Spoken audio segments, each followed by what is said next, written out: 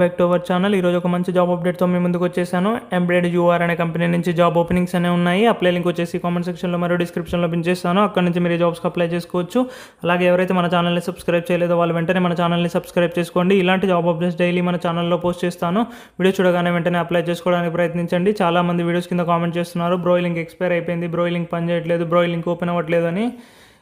చాలా software job అప్డేట్స్కి మనము application date ఎప్పుడు ఉంటుందో చెప్పలేము, కాబట్టి యాజ్ పాసిబుల్ యాజ్ సూన్ ఈ జాబ్స్కి అప్లై చేసుకోవడానికి ప్రయత్నించండి.